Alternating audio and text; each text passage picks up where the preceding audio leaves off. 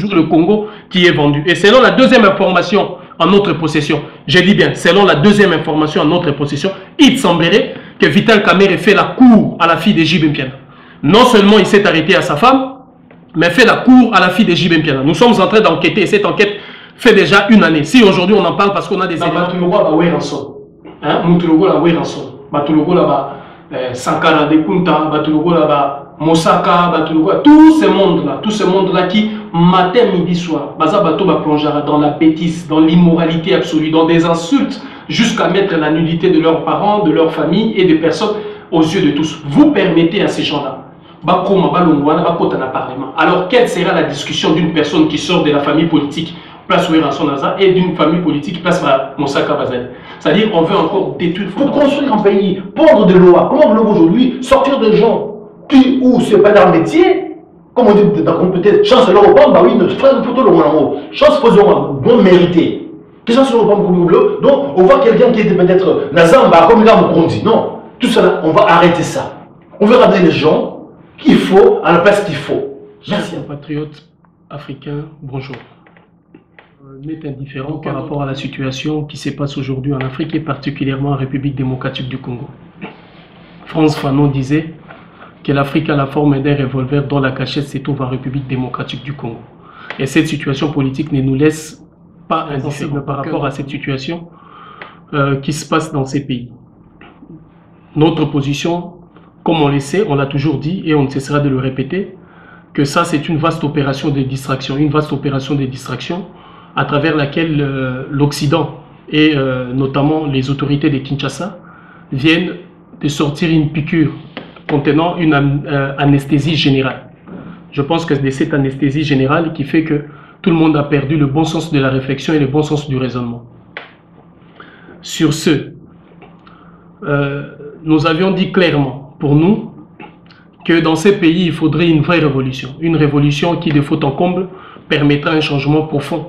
Un changement qui aussi servira de base ou de socle pour le développement de notre mère patrie, l'Afrique. Alors pour s'y faire, il nous est question aujourd'hui avec un objectif clair. Notre objectif, c'est de permettre à la République démocratique du Congo de renouer avec sa jeunesse. Congo et Lengue. Lengue Congo, le jeune Congo. Parce que nous avons remarqué que le Congo semble devenir un pays vieux. Un pays où tout est vestus, où tout a vieilli, où même l'homme a perdu le sens de l'imagination. Alors, cette reconnexion ou cette réconciliation avec le Congo, entre le Congo et sa jeunesse, permettra au Congo de renouer avec son dynamisme, avec sa vigueur. Donc un État jeune, vigoureux, dynamique, capable aujourd'hui de permettre à la République démocratique du Congo de réaliser une croissance économique rapide. Et cette croissance économique aura comme retombée, bien évidemment, l'amélioration de conditions de vie sociale du peuple congolais. Et pour s'y faire, nous ouvrons en premier encore cette révolution dont nous vous avions parlé, le 22 révolution, aujourd'hui en parlant de la révolution éducative. C'est-à-dire changer fondamentalement le cycle de l'éducation en République démocratique du Congo.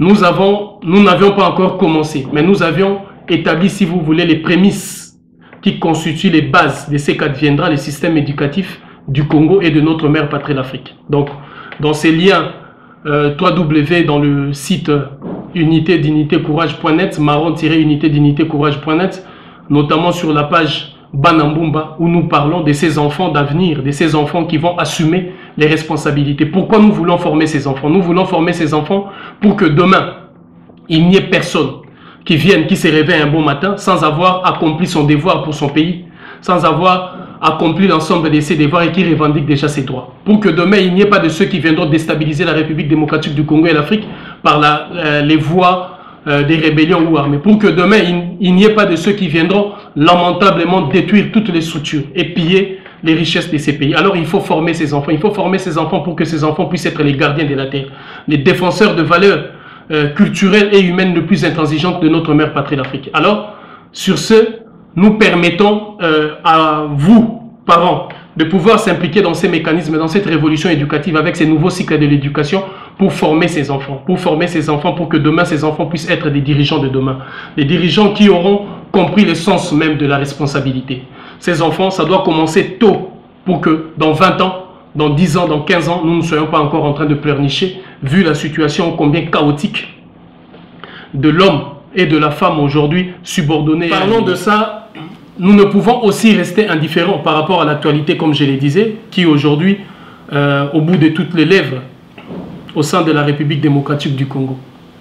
Notre position, c'est de faire comprendre à tout le monde cette vaste distraction. Nous avons un candidat aujourd'hui, Jean-Pierre Bemba, je commence par lui, qui, avec la corde de l'Occident au cou, quitte la haie pour être le premier à aller déposer sa candidature en République démocratique du Congo. Donc, pousser tous les autres d'aller vite par rapport à la date limite pour déposer leur candidature. Et nous savons que combien cet homme a rendu un mauvais service à ces pays. Je rappelle que cet homme a fait une rébellion pendant approximativement une période de 8 à 9 ans, où il a dirigé une partie du Congo, d'où l'on sait où sont partis, si j'ose dire, toutes les recettes qu'il a pu engager pendant ce temps-là. Beaucoup, les mauvaises langues diront l'effort de guerre, tant soit peu.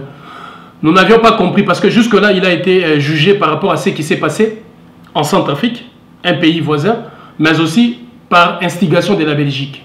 Mais nous ne savons pas, le 22 et le 23 mars 2006, que Jean-Pierre Bemba et Joseph Kabila se sont affrontés à Kinshasa même, dans la capitale de la République démocratique du Congo. Et il y a eu des morts. Alors, nous voulons informer aux autorités, mais aussi à toute la presse, que notre première démarche dans ce mouvement sera aussi de demander au procureur général de la République de diligenter une enquête. Diligenter une enquête pour savoir qu'est-ce qui s'est passé, qui a fait quoi et qui a commis quoi. Igo Tanzambi, pour ne citer que lui, est tombé ce jour-là, suite à ces affrontements. Beaucoup d'autres personnes sont tombées. Quel est l'esprit de la justice pour ces peuples? Quel est l'esprit de la justice? Quelle valeur? Quel principe aujourd'hui? Quelles sont les mœurs que nous voulons aujourd'hui enseigner à ces enfants-là?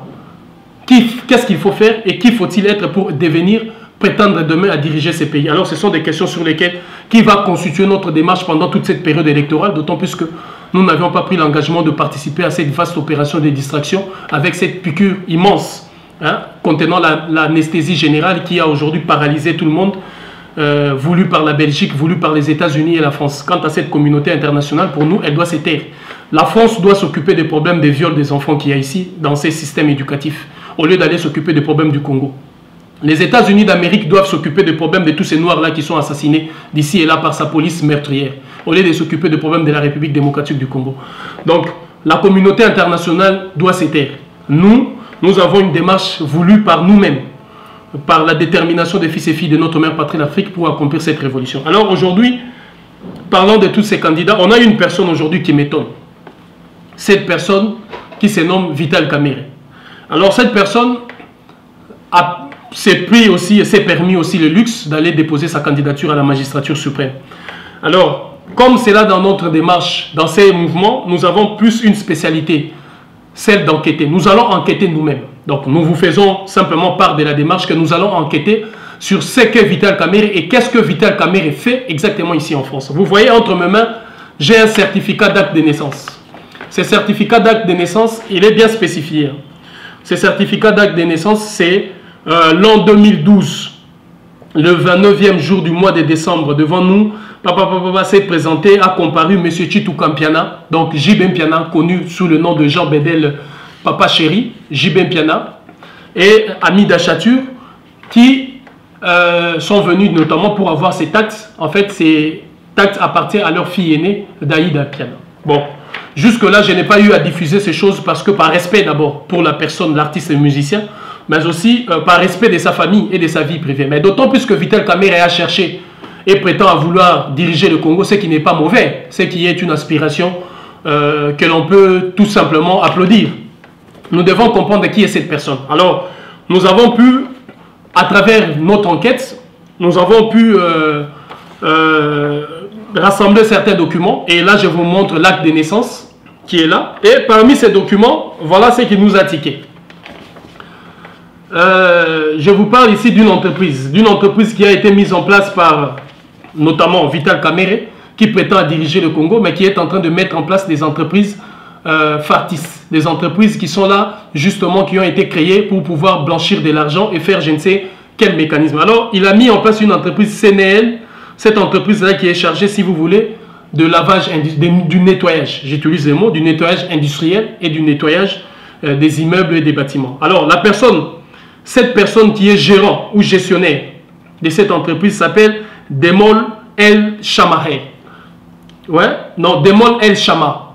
Demol El Chama. Donc cette personne-là, c'est la personne même qui a payé la caution pour le logement de la fille aînée de JB Mpiana, dont j'ai ici l'adresse, mais que je tais pour des raisons de sécurité. Donc Vital Kamerhe met en place cette entreprise et regardez ce qui cloche. Madame Amida Chatur, née le 6 novembre 1976, Kinshasa, Congo, directrice administrative et financière, demeurant 89 avenue Pasteur Orgeval. Vous imaginez une personne qui vit au Congo, matin, midi, soir, qui quotidiennement vit au Congo. Aujourd'hui, cette personne-là est gestionnaire, c'est-à-dire directrice administrative et financière. Toute personne qui vit en France sait, même quand on gère sa propre maison, on sait comment est-ce que la paperasse, c'est-à-dire l'administration, comment est-ce que l'administration française ici nous rend malades avec la gestion de ta propre maison par rapport à tous les courriers qu'on reçoit. Alors, comment est-ce possible une personne qui gère une entreprise, combien de salariés? Zéro. Chiffre d'affaires, 381 000 euros comme chiffre d'affaires, mais employé, zéro. Une entreprise comme ça, toute la paperasse qu'il y a à gérer par rapport à l'administration française et si vous voulez les finances, cette personne-là vit au Congo, tous les jours vit au Congo. Donc, en grosso modo, Vital Kamerhe a mis en place une entreprise écran.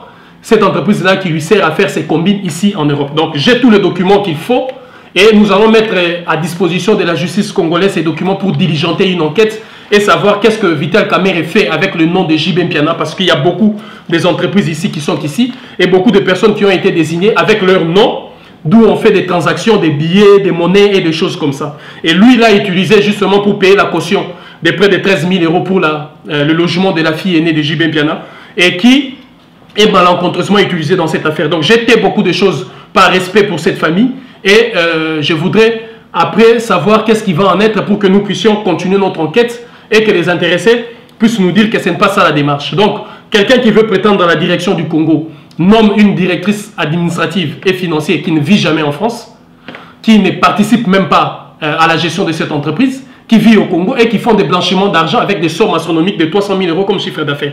Donc on voit aisément, si jamais ce type-là devenait président de la République, comment est-ce qu'il va faire au nom de sa femme des entreprises factices, d'ici et là, des coopérations ici et là pour gagner des milliards. Et selon la deuxième information en notre possession, je dis bien, selon la deuxième information en notre possession, il semblerait que Vital Kamerhe fait la cour à la fille de JB Mpiana.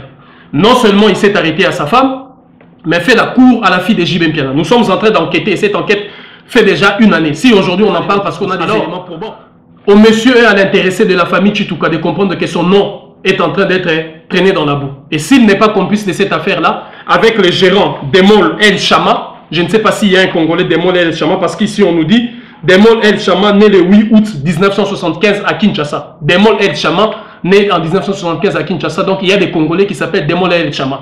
Donc nous sommes en train de nous intéresser sur ces questions pour pouvoir mettre en lumière toutes les questions qui permettront demain aux citoyens congolais et aux citoyennes congolaises d'être à la lumière des questions et de qui veut prétendre à diriger ces pays. Donc, ce sont des questions que nous allons continuer avec notre démarche de mener une enquête et de mettre à disposition des autorités congolaises pour savoir qu'est-ce qu'il en est par rapport à cette situation. Mes chers compatriotes, bonjour. Voilà, pour ma part, donc mon camarade Zulu vient de vous expliquer.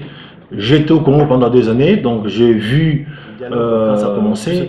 Je faisais partie à l'époque membre du rassemblement. Nous, en tant que combattants, membres de la diaspora, on avait boycotté ce dialogue. Nous sommes allés dialoguer à travers, je dirais, du rassemblement. Je n'ai pas pu y rentrer, ni au premier dialogue de l'OIA, ni au dernier. Bon, à ma grande surprise, ce dialogue a été signé, les accords ont été bafoués, mais je vois aujourd'hui Kabila a annoncé le nom de son dauphin. Le respect de l'accord n'a pas été pris en compte. Les prisonniers politiques emblématiques n'ont pas été relâchés ou bien se sont allés serrer, ils ne sont pas pu rentrer au Congo.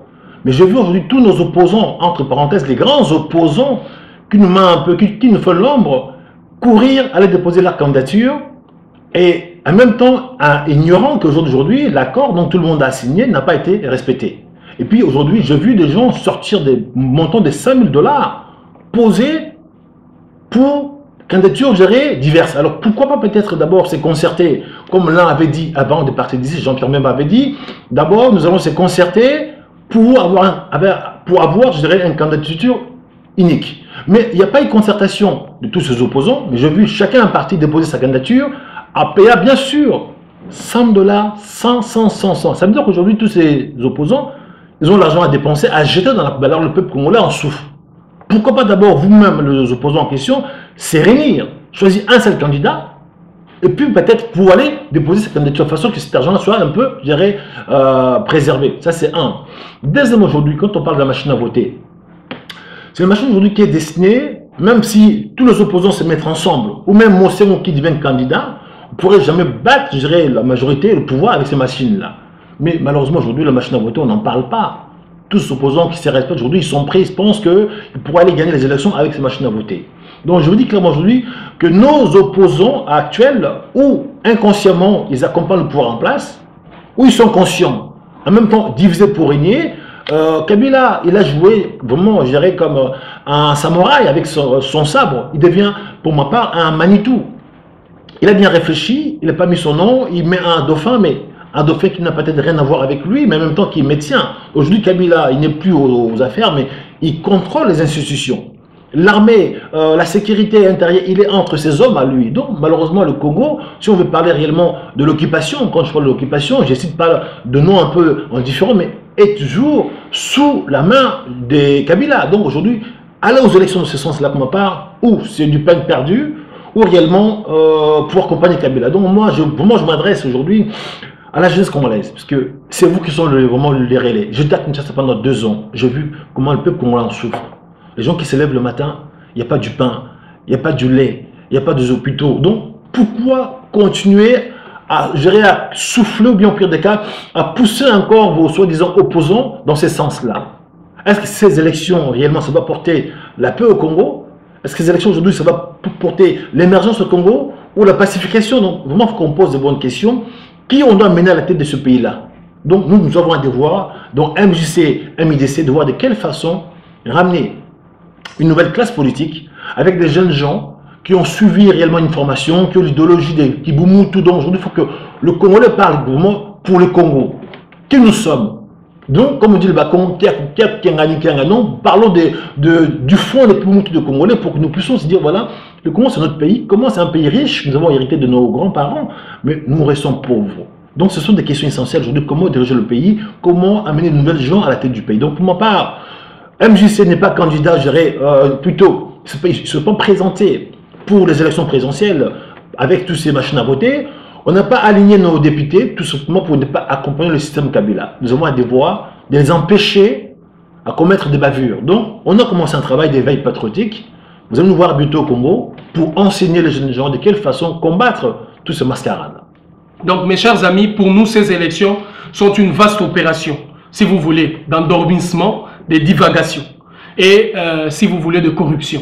Et avec à la main une piqûre d'anesthésie généralisée que Kabila vient de donner à tout le monde. Donc, nous ne rentrerons pas dans cette fumisterie dans lequel on veut nous plonger, mais nous vous avons dit qu'il faut un changement profond, un changement qui changera la structure mentale de l'homme, qui changera des institutions, qui changera tout au Congo. Raison pour laquelle nous nous sommes engagés dans ce travail d'éducation, dans ce travail d'éveil patriotique, dans ce travail de la compréhension véritable des enjeux au Congo, pour que demain, il y ait des enfants qui soient des vrais responsables, qu'il y ait des enfants qui soient au niveau demain de relever les défis, les grands défis, pour, si vous voulez, la liberté fondamentale et la libération de notre mère patrie, l'Afrique et du Congo. Et le Congo doit renouer avec sa jeunesse parce que le Congo est en train de vieillir. Ce pays doit renouer avec sa vigueur, avec sa jeunesse, avec son dynamisme, avec son esprit d'imagination, d'innovation et d'engagement. C'est dans cette optique-là que nous allons engager ces grands travaux que nous avions commencé pour pouvoir balayer tous ces mécanismes qui ont été mis en place, tous ces mécanismes aujourd'hui qui veulent endormir le peuple, parce que qui se rassemble, s'assemble. On a vu comment est-ce que ceux qui se mettent avec Vital Kamerhe, Tshisekedi et autres sont pareils, et ceux qui sont avec Kabila, qui vont aller dans cette démarche-là, sont pareils. Alors, notre objectif, c'est justement de jouer le présent pour un meilleur avenir. Donc, nous serons avec vous, avec tout notre peuple, sur un travail de longue haleine, un travail des années et des années, pour que d'ici peu, nous puissions donner une autre image de l'homme, de la femme et de notre mère patrie l'Afrique. Unité, dignité, courage. Merci. Na batulwa ba weranso. Hein, mutulwa la weranso. Sankara de Kunta, Mosaka, tous ces mondes-là qui, matin, midi, soir, plongera dans la bêtise, dans l'immoralité absolue, dans des insultes, jusqu'à mettre la nullité de leurs parents, de leur famille et des personnes aux yeux de tous. Vous permettez à ces gens-là. Alors, quelle sera la discussion d'une personne qui sort de la famille politique, place Ouéranson Naza, et d'une famille politique, place Moussaka Bazali? C'est-à-dire qu'on veut encore détruire fondamentalement, mais tout le monde a tout les anti-valeurs et quoi il n'en pas, jusqu'on le sait. Nous le savons qu'Emmanuel Chadal est moralement et humainement immonde. Nous savons que Jean-Pierre Bemba, humainement, c'est la personnification de la brutalité avec le sang du peuple congolais. Alors tout ça, c'est une vaste fumisterie, une vaste divagation dans laquelle l'Occident veut plonger notre peuple parce que les élections n'ont jamais rien résolu de fondamental dans notre chère et mère patrie d'Afrique. Il faut un véritable changement de mœurs et de mentalité, la vraie révolution. Chers compatriotes,